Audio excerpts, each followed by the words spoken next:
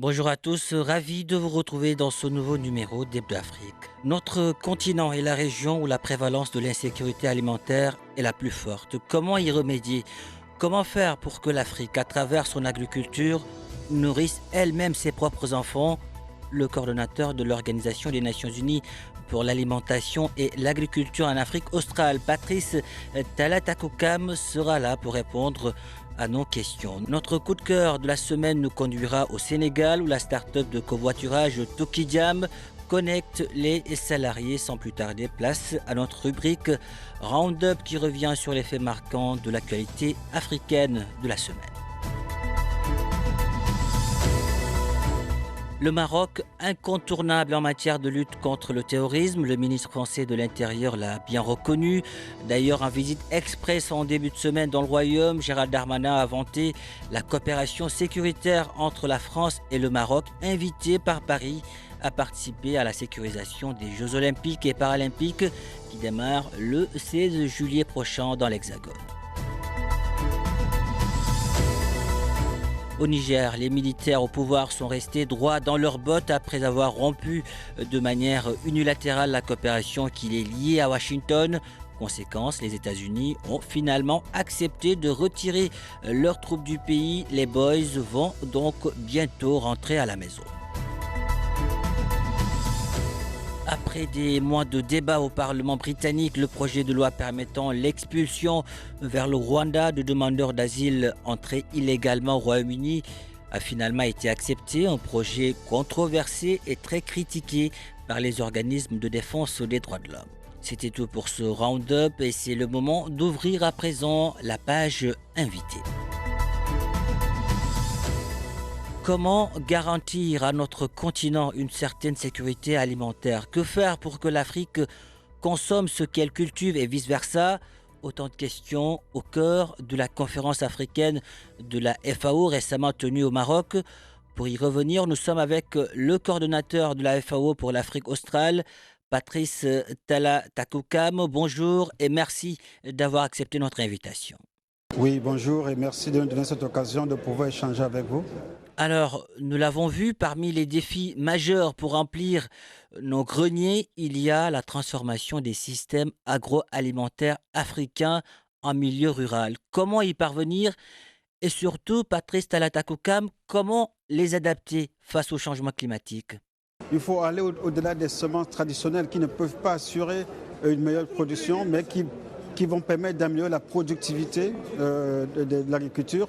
Mais aussi, ce qui est important, c'est qu'à travers le système alimentaire, il faut pouvoir intégrer tous les acteurs qui doivent collaborer à ce système. Parce que les gouvernements, à travers les moyens qu'ils mettent en place, ont aussi besoin de l'appui d'autres acteurs, notamment le secteur privé, qui doit investir dans ce secteur agricole. Et nous savons que c'est toujours un enjeu assez difficile, l'accès au financement, notamment pour les petits producteurs. Il faut donc arriver à mettre en place un environnement juridique et un environnement politique qui permet au secteur privé d'investir pour non seulement pour améliorer la production, mais également pour donner l'opportunité aux petits paysans de mieux produire, notamment à travers les contrats agricoles. Alors, le Maroc subit lui aussi les effets de la sécheresse. Comment le Royaume contribue-t-il à faire avancer aujourd'hui la réflexion en la matière avec la mise en pratique des dernières innovations? Malgré les conditions climatiques difficiles, je pense qu'il y a eu un investissement important du Royaume, notamment dans le secteur de l'eau.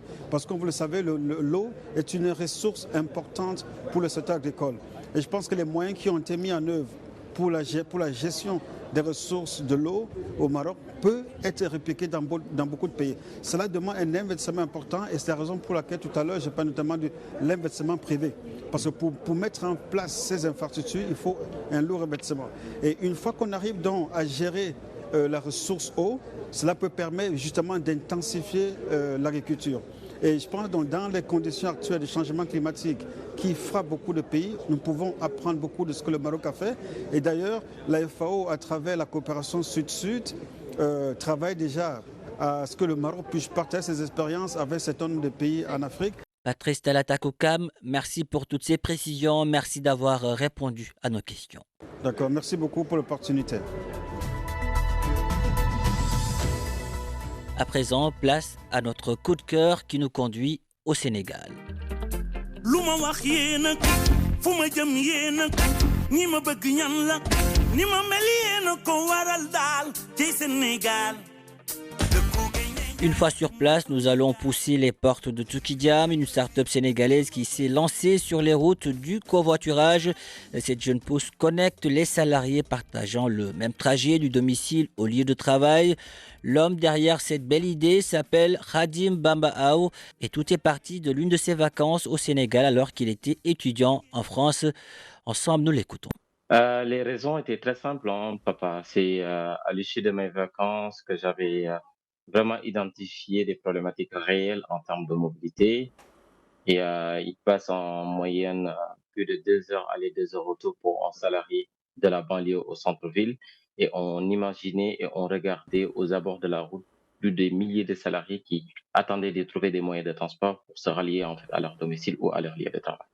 Donc, c'est dans cette optique même qu'on s'était réfléchi que aux embouteillages interminables devant des salariés qui attendaient de trouver des moyens de transport aux abords de la route, il serait pertinent de réfléchir au niveau des véhicules particuliers qui circulent pour aller au travail.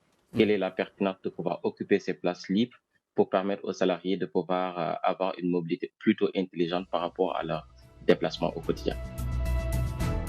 Khadim Bambaao qui se lance sur les routes du covoiturage avec sa start-up Tukidiam. Voilà qui referme ce numéro d'Hebdo Afrique. Merci de l'avoir suivi.